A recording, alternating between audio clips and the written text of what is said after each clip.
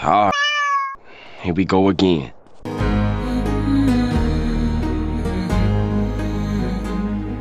Greetings, fellow mortals. Just a reminder saying it's just my opinion is for cowards. As December of 2025 bled into January of 2026, I had the weirdest craving. I had played Kingdom Come Deliverance 2 so much that there really wasn't much left to do without making myself sick of the missions I completed 3 times over.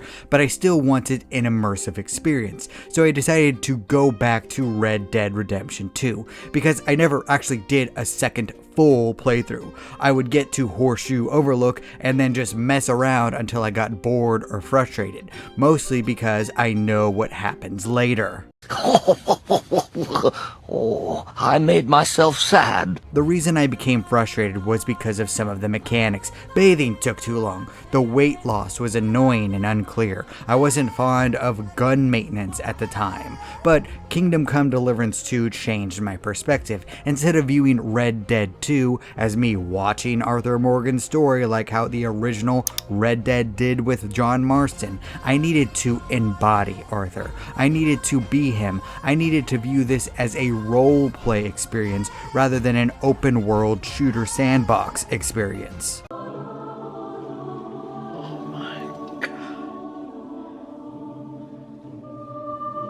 I get it. And that totally changed the game for me, especially because I knew what happened. You see, Red Dead Redemption 2 is a prequel, the story which happened before the original story.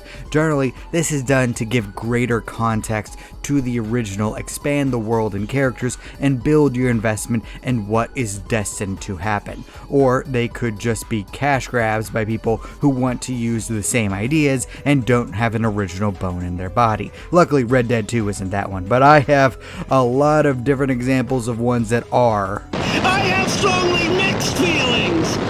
Red Dead 2 is obviously a story with a lot of love and care put into it. You follow Arthur Morgan, the enforcer of the Dutch Vanderlyn gang that John Marston is later tasked down to track and kill. Embodying Arthur, who he is, and what he would do out in the sandbox world creates a distinct contrast to the on-rail rigid mission structure, which requires you to do the exact thing the game wants you to do at that exact moment. Otherwise, you fail. There are no exceptions. In that way, the two parts of the game are the exact opposite. You either have complete freedom to do what you want, or you have absolutely no freedom at all. You shout like that, they put you in jail right away.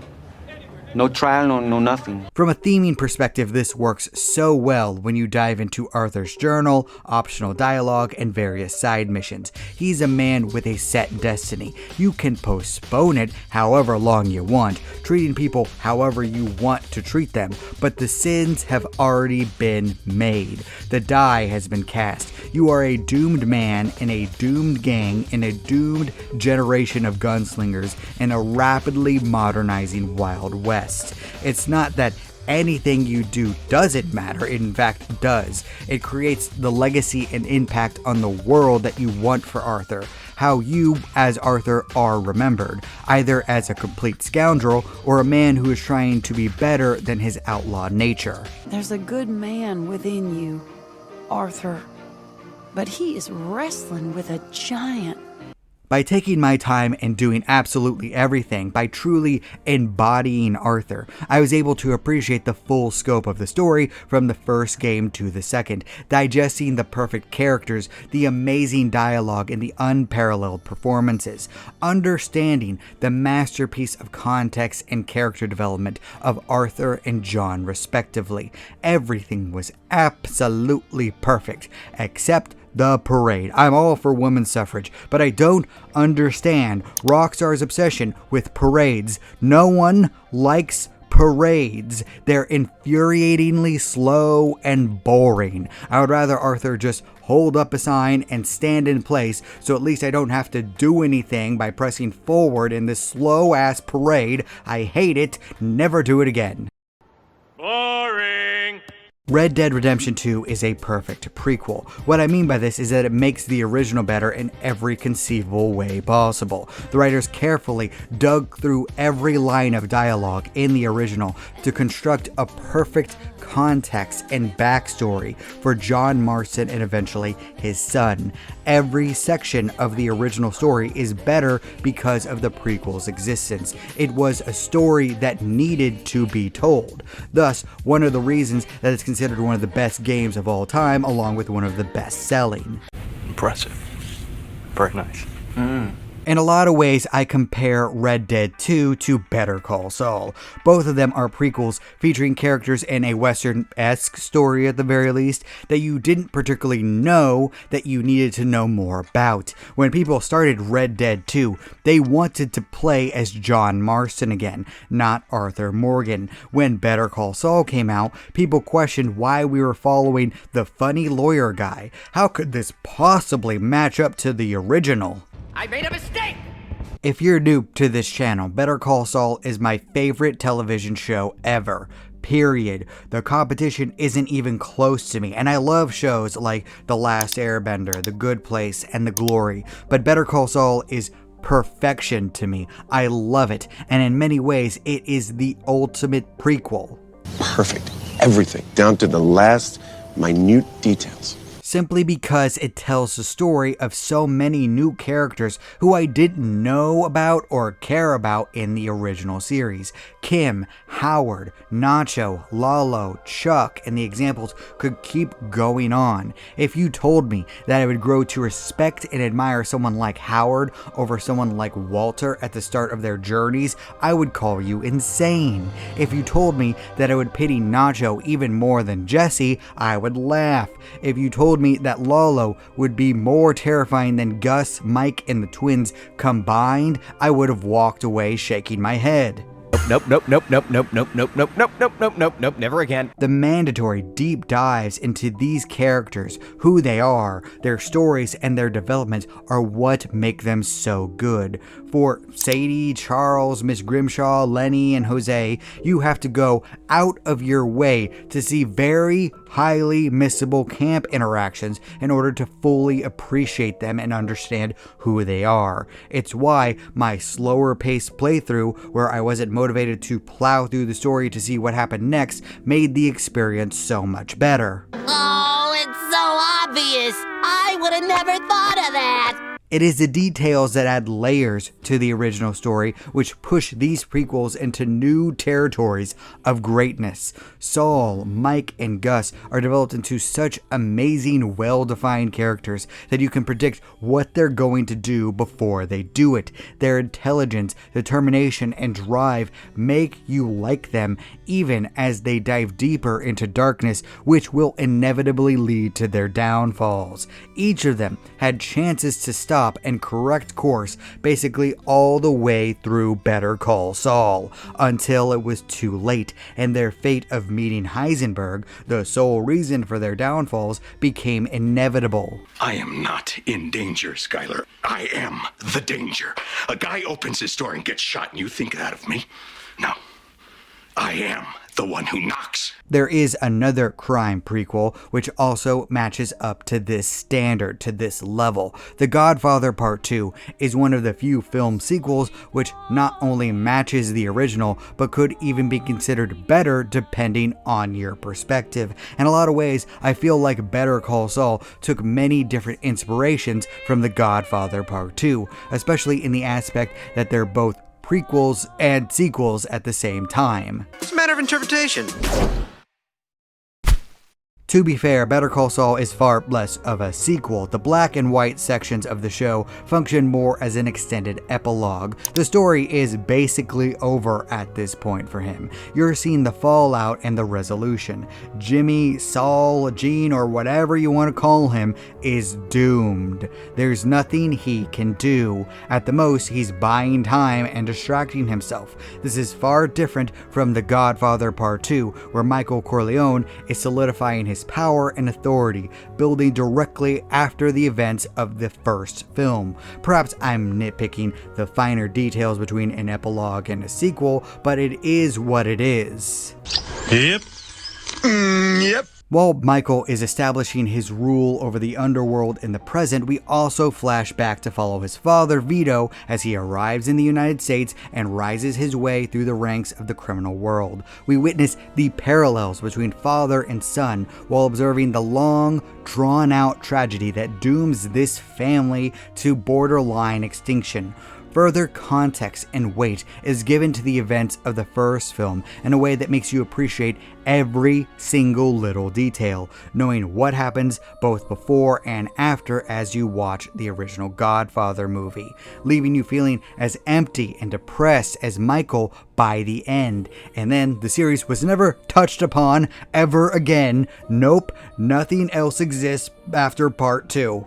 We don't talk about Bruno, no, no. Unlike Red Dead 2 or Better Call Saul, The Godfather Part II doesn't have dozens upon dozens of hours to flush out both the prequel and sequel aspects of the film, but it does have over 3 hours to make everything tie together.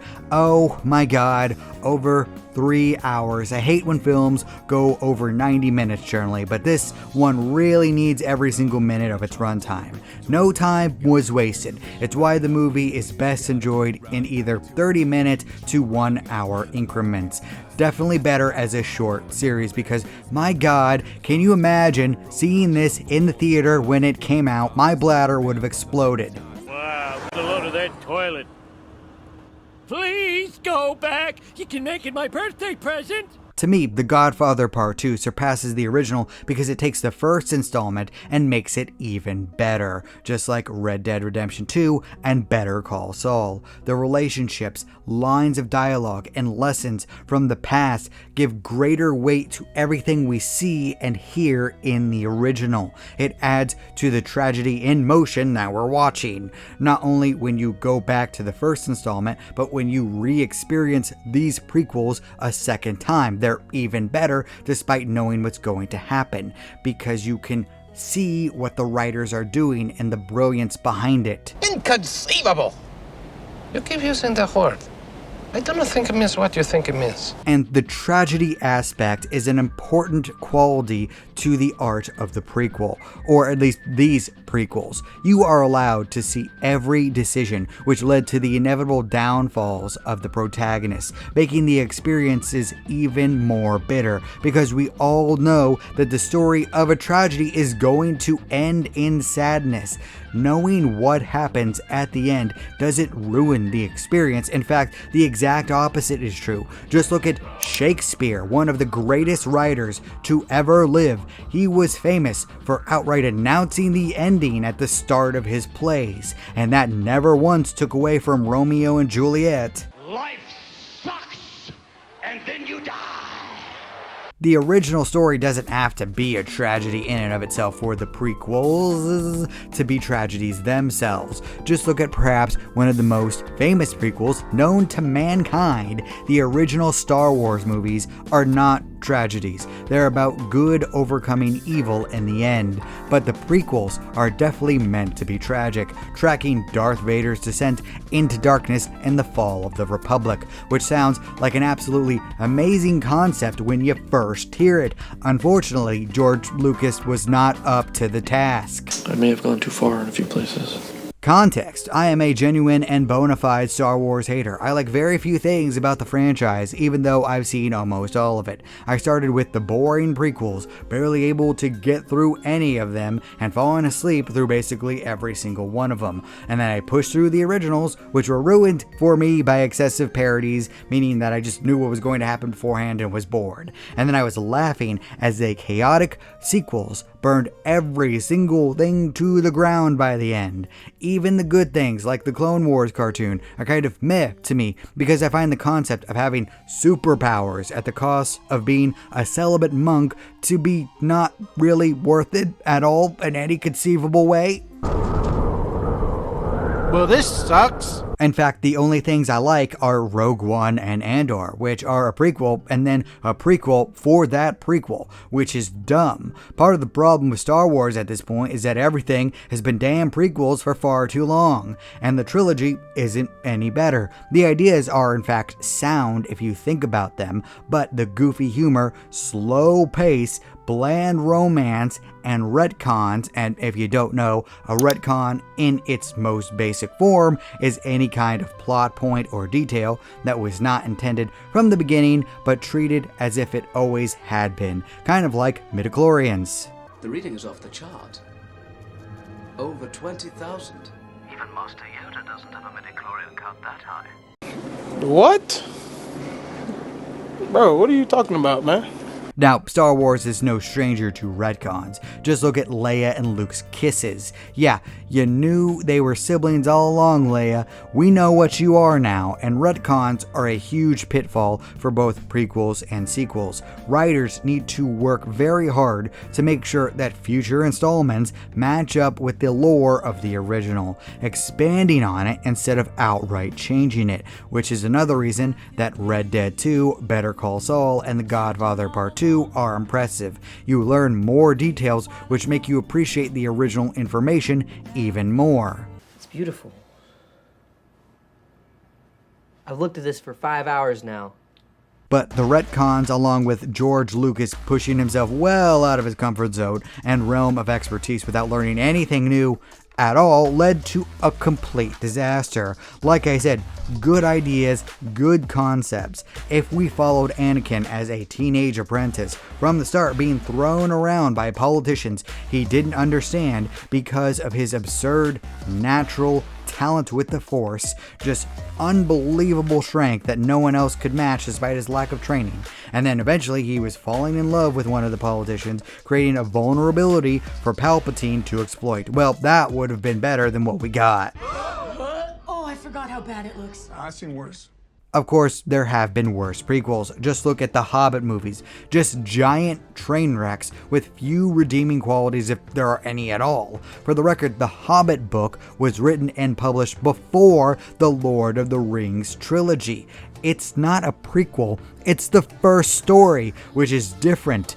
The Lord of the Rings trilogy was the sequel. It expanded upon The Hobbit, not the other way around, which is one of the multitude of reasons why the Hobbit films failed so epically. Failure! Failure! You're still a failure! The Hobbit films were made as prequels to the original film trilogy, which is the single greatest adaptation ever made, period, but adapting the original story as a prequel instead of the original story, while extending said story out into 3 separate parts, along with adding a whole lot of content which didn't exist ever, made it just plain awful as an experience. Nothing redeemable about it, besides maybe the fact that it does look nice at times, but so does the Rings of Power.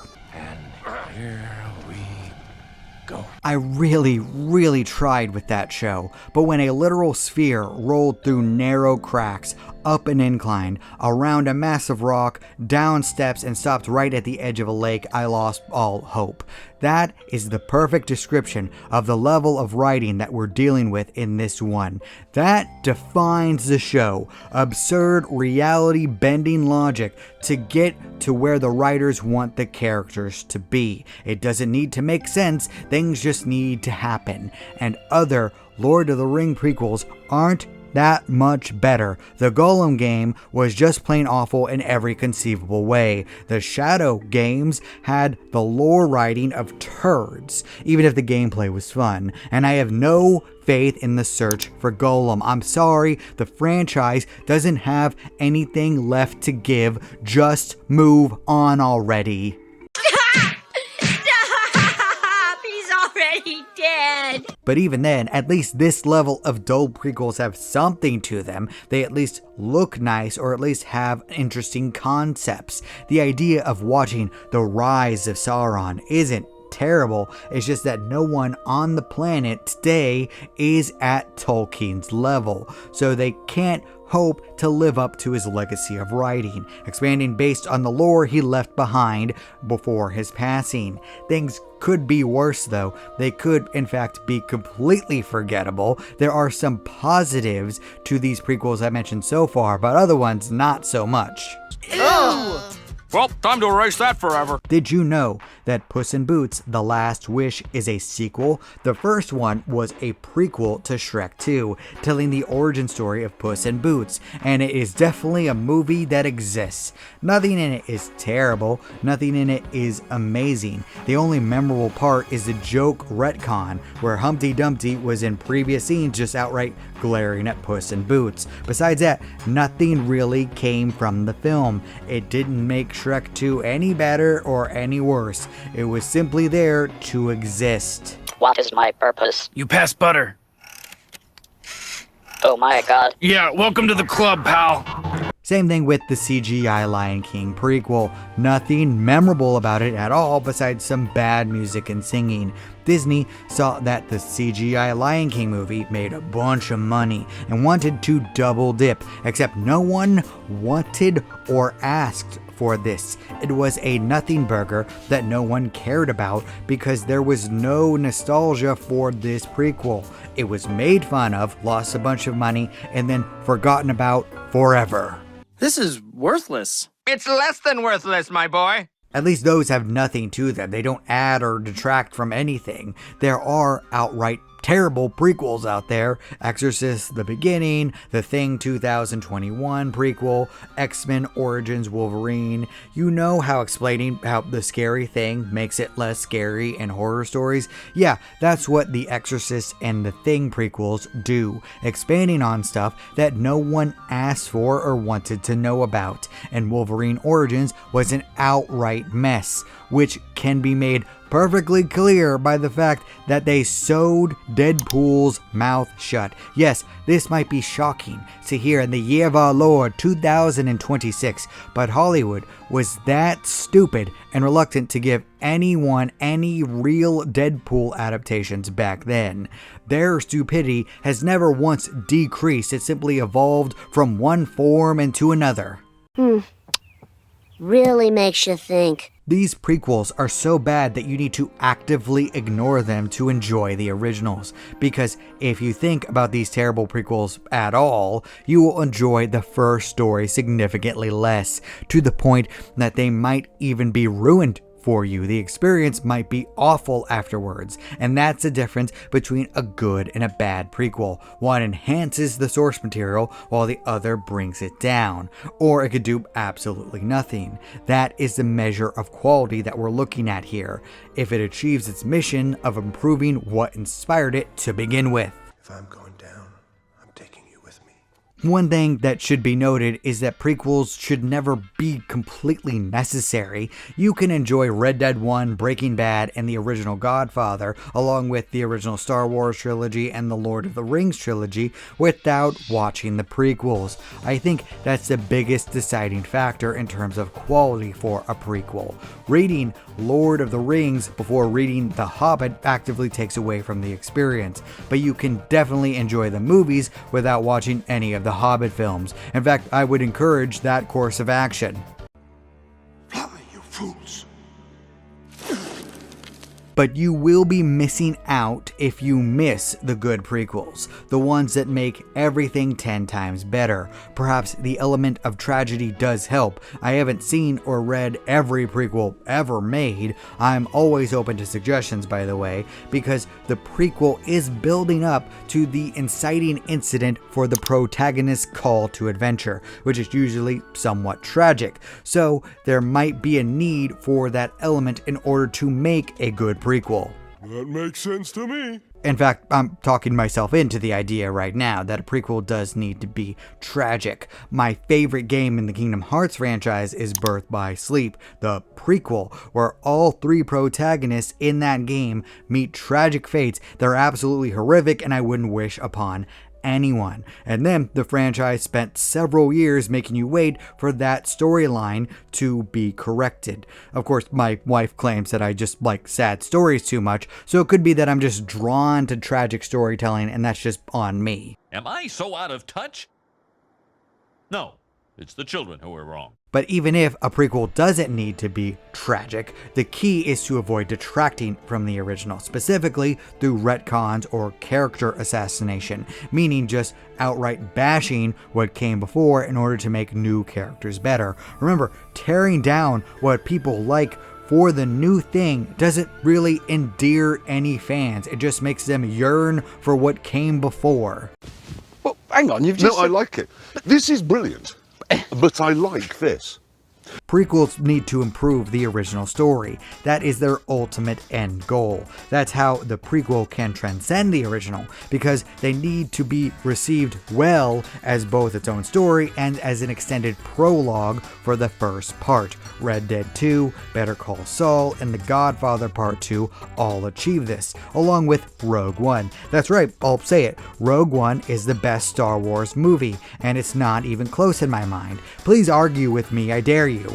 I have done nothing wrong, ever, in my life. But what do you think? What are your favorite prequels? Do you disagree with my assessment? What are some notable prequels that I missed? Please leave a comment down below. I'd love to hear your thoughts. And remember, if you disagree with everything I have to say, that is perfectly fine. After all, everyone is entitled to their objectively wrong opinion. First, let's get one thing straight. I'm not crying. I'm just sweating through my eyes. Thank you all so much for watching. You're still here? Good night, everybody. Thank you. You bye. Boom. Do not despair.